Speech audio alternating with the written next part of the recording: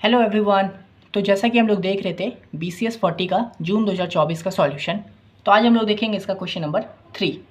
तो ये क्वेश्चन बोल रहा है स्टेट एडिक्टिव law of probability there are 300 patients in a certain hospital of which 15 are COVID-19 patients, 13 are typhoid patient while 3 are suffering from both. If a patient is selected at random from the hospital, what is the probability that he/she either COVID-19 और typhoid patient? ठीक है, अब देखो question देखने से लगेगा यार इतना बड़ा है क्या है, लेकिन ये क्वेश्चन एकदम नॉर्मल सा है जो आपने शायद सेकेंड सेमेस्टर में MCS 13 में बनाया था। बस यहाँ पे लिख ज़्यादा दिया है और आपने शायद 9-10 में भी बनाया होगा ये सब क्वेश्चन को, वही चीज़ है ये। ठीक है, तो देखिए 5 मार्क्स का क्वेश्चन है। यहाँ पे हम लोग को प्रोबेबिलिटी फाइंड करने बोलता है कि टोटल जो है 300 पेशेंट है। ठीक है, तो टोटल पेशेंट्स हम लोग के पास कितने 300, और यहाँ पे हम लोग को देखिए 3 दिया हुआ है कि जो 15 of beach 15 are COVID-19 patient, यानी कि 15 जो है वो COVID-19 के पेशेंट हैं। तो हम लिख देते हैं पेशेंट्स विथ COVID-19, मैंने इसको A मान लिया, तो A कितने हैं 15। उसका देखिए कॉमा 13 आर टाइफॉइड पेशेंट। ठीक है, तो टाइफॉइड के कितने पेशेंट हैं, तो वो है 13, तो पेशेंट विथ टाइफॉइड वो है 13। और उसके बाद देखिए while 3 are suffering from both, तो 3 जो है उन पे बोथ है, तो आप लिख दोगे बोथ टाइफॉइड और कोविड, मैंने सिंपल लिख दिया है बोथ, वो कितने हैं 3 है। तो यहाँ पे हम लोग को सिंपल डेटा दिया है। अब हम लोग को प्रोबेबिलिटी फाइंड करना है कि अगर हम लोग रैंडम उठाएंगे 300 में से किसी को, तो क्या प्रोबेबिलिटी होगा कि वो कोविड या टाइफॉइड के ये होंगे, ठीक है, पेशेंट होंगे। तो सिंपल सा चीज़ है, चलिए इसको देखते हैं। तो the probability that a patient has either COVID-19 और टाइफॉइड और बोथ, है ना, यही प्रोबेबिलिटी पूछा हम लोग को कि what is the probability that he either COVID-19 और टाइफॉइड पेशेंट, यानी कि या तो उसको COVID-19 हो या फिर टाइफॉइड हो या फिर दोनों भी हो सकता है, उसकी क्या प्रोबेबिलिटी है ये पूछ रहा है। तो मैंने वही लिख दिया। तो इसका देखिए बनाने का सिंपल तरीका क्या हो गया, PA यूनियन B, ये आप लोगों को फॉर्मूला पता होगा। देखिए इसी ये जो फॉर्मूला है ना, इसी को हम लोग कहते हैं एडिक्टिव लॉ ऑफ प्रोबेबिलिटी। तो अगर आपको स्टेट यहाँ पे करना होगा तो एडिक्टिव लॉ ऑफ प्रोबेबिलिटी में यही लिखोगे। ये होता है हम लोग का एडिक्टिव लॉ ऑफ प्रोबेबिलिटी, यानी कि दो वैल्यू का जो के बीच में किसी तरह का कैलकुलेशन करना, प्लस माइनस करना, उसी को कहते हैं एडिक्टिव लॉ, जिसको एडिशन लॉ भी कहते हैं। ठीक है, तो यहाँ पे PA यूनियन B, ये भी आप लोग को फॉर्मूला MCS 13 में पहले कई बार बना चुके होंगे आप लोग। ठीक है, तो इसका क्या होता है PA plus PB minus PA intersection B। ठीक है, तो ये फॉर्मूला है, सिंपल आप याद कर लीजिएगा अगर नहीं पता है आप लोग को। तो यहाँ पे हम लोग का PA कितना दिया हुआ है, तो PA मतलब क्या, प्रोबेबिलिटी ऑफ A।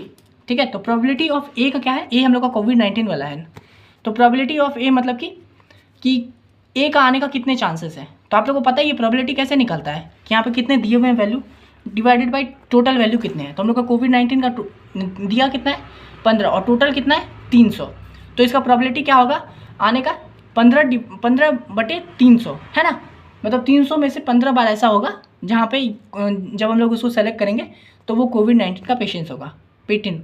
ठीक है, तो ये हो गया हम लोग का प्रोबेबिलिटी ऑफ A क्या हो गया 15/300। Same with probability of B मतलब क्या है, टाइफॉइड वाला है, यहाँ पे मैंने B नहीं लिखा है, यहाँ पे B लिख दीजिएगा। टाइफॉइड का क्या है 13, तो इसका क्या होगा प्रोबेबिलिटी 13/300, तो PB का आ गया 13/300। और सेम विथ यहाँ पे देखिए बोथ मतलब आप समझे, जो देखिए while 3 are suffering from both, तो बोथ का मतलब क्या होता है, आप लोग अगर वेन डायग्राम में देखोगे तो ये A है ये B है ना, तो बोथ मतलब क्या, जो यहाँ पे है, यानी जिसको दोनों है, ये टाइफॉइड है और ये COVID-19 ये टाइफॉइड है, तो दोनों मतलब क्या, ये वाला पार्ट जहाँ पे दोनों को है।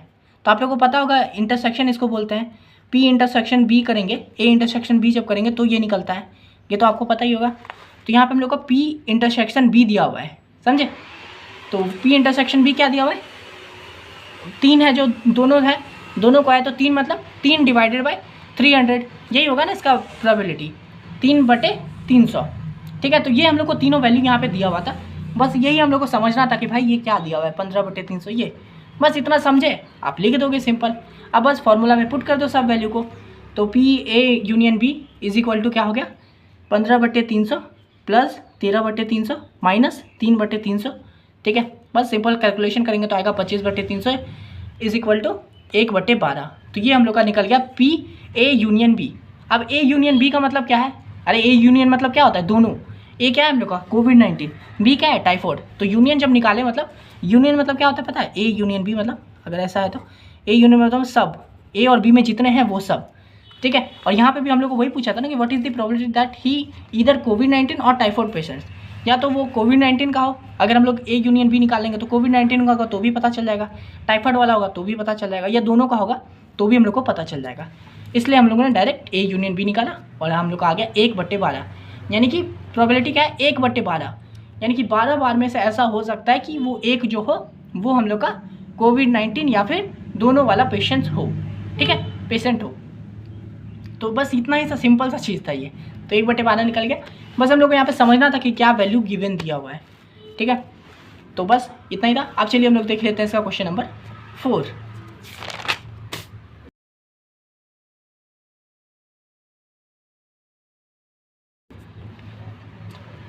तो यहाँ देखिए हम लोग को बोला है the mean weekly sales of chocolate packets in different departmental stores was 146 packet per store.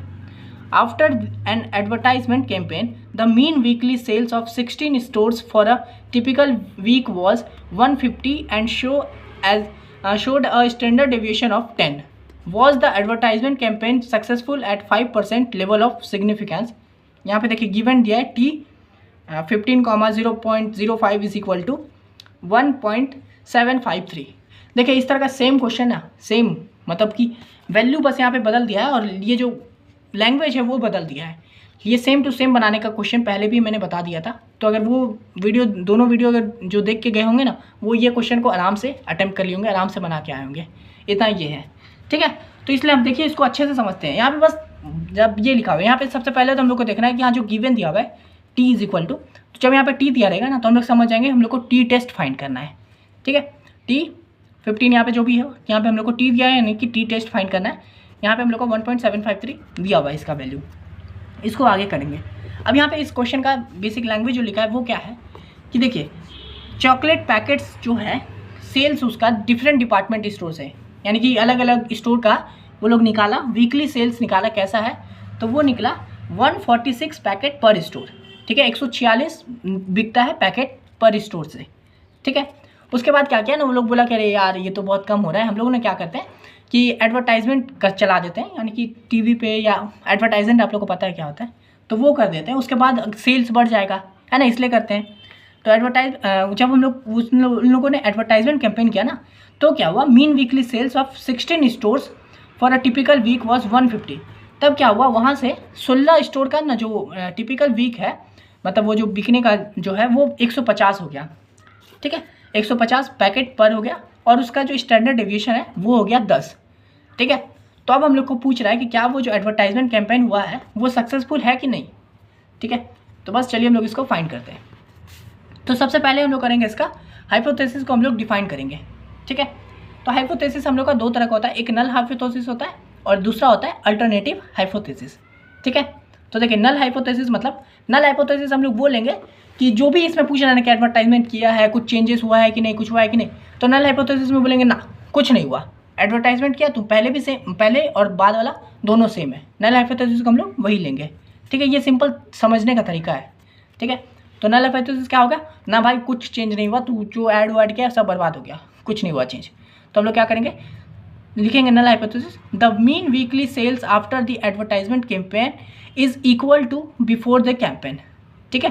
तो हम लोग का क्या है कि जो वीकली सेल्स है आफ्टर द एडवर्टाइजमेंट कैंपेन मतलब एडवर्टाइजमेंट कैंपेन के बाद और बिफोर दोनों सेम है कि भाई कोई चेंज नहीं हुआ, after the advertisement is equal, कुछ चेंज नहीं हुआ, तूने पहले जैसा बिकता था एडवर्टाइजमेंट का पैसा लगा के बाद में जो किया वो दोनों सेम ही है, ठीक है। तो नल हाइपोथेसिस ये हो गया, इसको हम लोग बोलते हैं H0, ठीक है।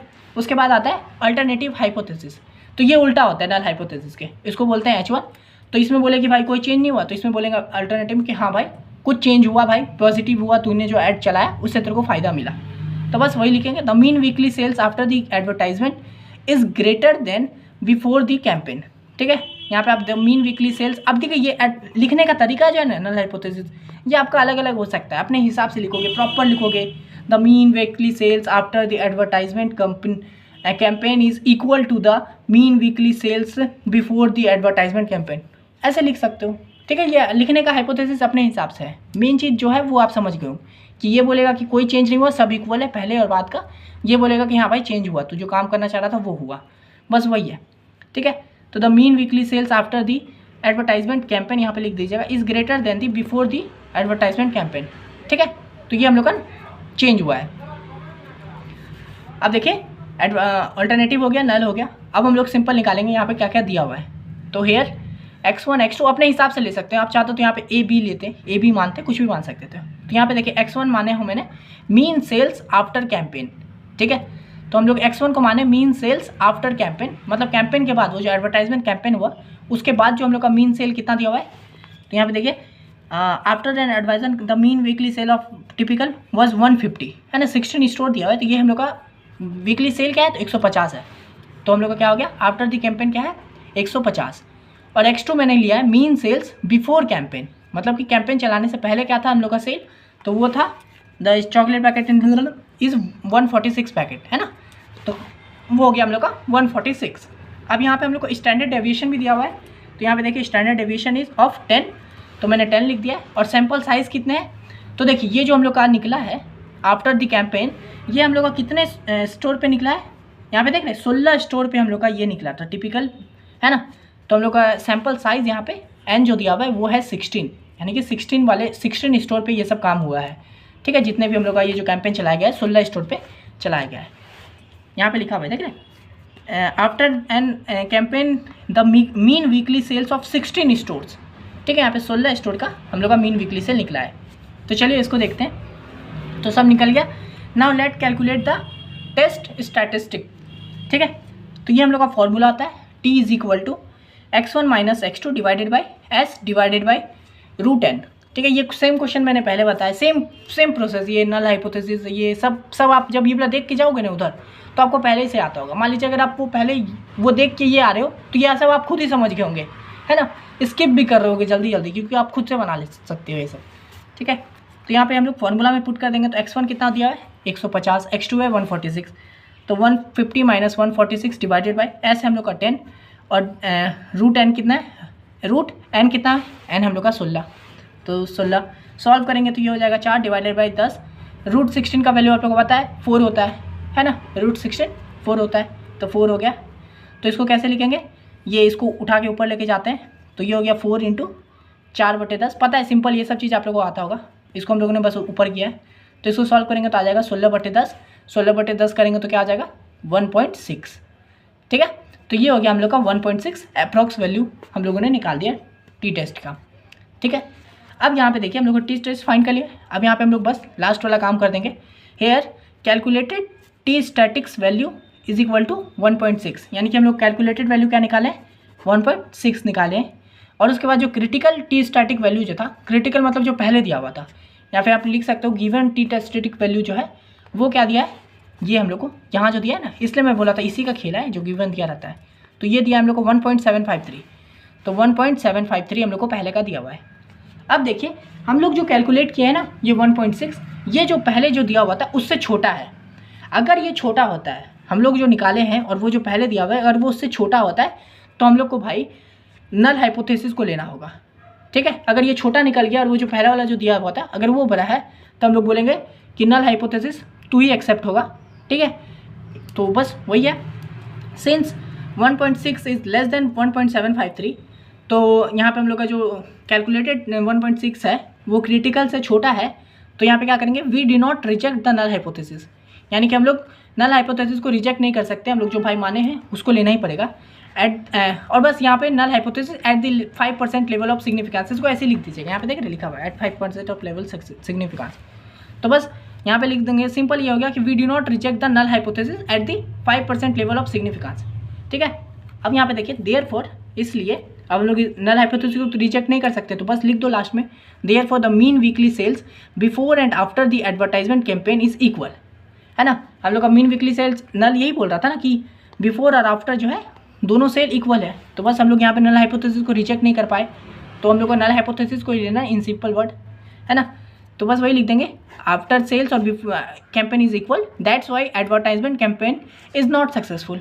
इसलिए हम लोग का जो एडवर्टाइजमेंट कैंपेन जो था वो सक्सेसफुल नहीं हुआ, क्योंकि उसको करने के बाद भी हम लोग का कोई वैल्यू में ज़्यादा चेंज नहीं हुआ, उल्टा कम ही हुआ। तो एक तरह से हम लोग जो एडवर्टाइजमेंट वो लोग कैंपेन जो चलाया वो फेल कर गया।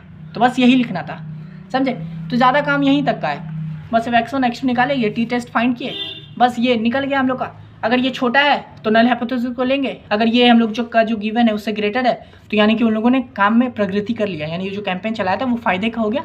तो फिर हम लोग क्या करेंगे, नल हाइपोथेसिस को रिजेक्ट कर देंगे और फिर हम लोग अल्टरनेटिव वाले को लेंगे, यानी कि बोलेंगे कि हाँ भाई तूने जो ऐड चलाया उससे तेरे को फ़ायदा हुआ, वेरी गुड। ठीक है, तो इस तरह से सिंपल सा चीज़ था। तो आप आशा करते हैं समझ गए होंगे आप लोग। ठीक है, तो अगर ये वीडियो पसंद आया तो लाइक कर दीजिए, और अगर आपको ये वाला PDF चाहिए तो आपको पता है क्या करना है, सिंपल इस वीडियो का लिंक कॉपी कर लीजिए, इंस्टा पे पेस्ट कर दीजिए, मैं समझ जाऊँगा आपको ये वाला PDF चाहिए। ठीक है, फ्री नहीं होगा, पेड होगा। और अगर आप इस चैनल पे नहीं हो तो मैं प्रॉपर पढ़ाई करवाता हूँ, आप ज़रूर एक बार चेकआउट कर लीजिए। और अगर आप इग्नू से हो तो यहाँ पे आपको बाकी सब्जेक्ट का भी मिल जाएगा, जैसे 4th में ही हो तो आपके जितने बाकी सब्जेक्ट हैं उन सब का भी सॉल्यूशन यहाँ पे ऑलरेडी अवेलेबल है। जो प्रैक्टिकल लैब का एग्ज़ाम जो देने जाते हो उस समय बहुत कंफ्यूज रहते हो, उन सब का भी वीडियो यहाँ पे आपको मिल जाएगा। ठीक है, तो पूरा पढ़ के जा सकते हो, पूरा इग्नू आप यहाँ से पढ़ सकते हो इस चैनल से। ठीक है, तो इसलिए अगर पसंद आता है तो सब्सक्राइब कर लीजिए। मिलते हैं नेक्स्ट वीडियो में, तब तक के लिए धन्यवाद।